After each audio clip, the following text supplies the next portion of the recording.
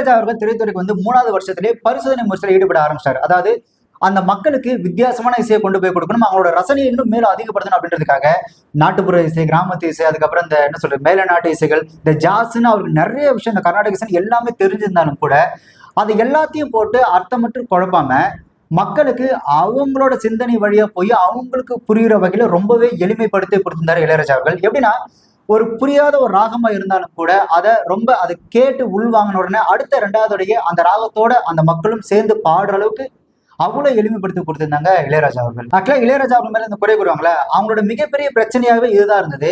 அப்பவும் சரி இப்பவும் சரி, இந்த அந்த கர்நாடக இசை, அந்த சங்கீதம் அப்படின்றது ஒரு சில நபர்கள் மட்டும்தான் அந்த சொந்தம், ஒரு சில நபர்களால் மட்டும் தான் கத்துக்க முடியும், அதெல்லாம் அவ்வளவு ஈஸியெல்லாம் கத்துக்க முடியாதுப்பா, அதெல்லாம் காலை 4 மணிக்கு எழுந்து அந்த குளத்துல இறங்கி கழுத்தளவு தண்ணியில நின்று அதெல்லாம் கத்துக்கிறது எவ்வளவு கஷ்டம் தெரியுமா அப்படின்னு ஒரு மிகப்பெரிய ஒரு மாய பிம்பத்தை உருவாக்கி வச்சிருந்தாங்களே, அதை வந்து மொத்தமா உடச்சு தூக்கி போட்டு அதெல்லாம் ஒண்ணு இல்லவா, நான் உனக்கு சொல்லித்தரேன் அப்படின்னு சொல்லி அந்த மக்கள், அந்த பாமர மக்களே கைப்பிடிச்சு அந்த இசையை அவ்வளவு எளிமையா கத்துக்க வச்சிருந்தார் இளையராஜா அவர்கள்.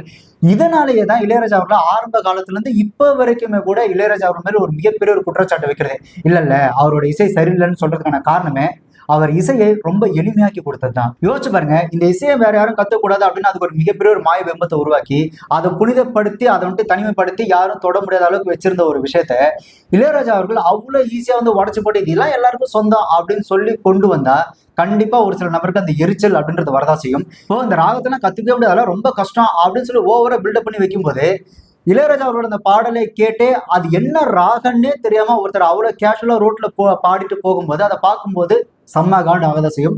இதை வந்து ஒரு திரைப்படத்துல ரொம்ப எளிமையா விளக்கியிருப்பாரு இளையராஜா அவர்கள். கரையோரம் செண்பப்பு அப்படின்ற திரைப்படத்துல பாத்தீங்கன்னா பிரதாப் பத்தின அந்த இசையை வந்துட்டு கிராமத்து இசையோட கலந்து ஒரு பாடலா சொல்லி கொடுப்பாரு. ஏரியில இழந்த மரம் தங்கச்சி வச்ச மரம் அப்படின்ற பாட்டு நீங்க அதை பாத்தீங்கன்னா புரியும். அது எப்படி சொல்றது, அந்த வார்த்தைகளை போட்டு குழப்பி மனுஷனை வந்துட்டு இல்ல கத்துக்கவே முடியாத ஒரு பயமுறுத்தி வச்சிருக்கும் போது அது அந்த கிராமத்து இசையோட அந்த ராகத்தை அவ்வளவு ஈஸியா சொல்லி கொடுத்திருப்பாங்க. அதுதான் இளையராஜா அவர்கள் தமிழக மக்களுக்கு பண்ணாங்க. இல்ல இல்ல இல்ல இல்ல நல்லா கவனிச்சு கேளு. Very good very good. இப்ப நீங்க எல்லாம் சேர்ந்து சொல்லுங்க. ஐயோ ஐயோ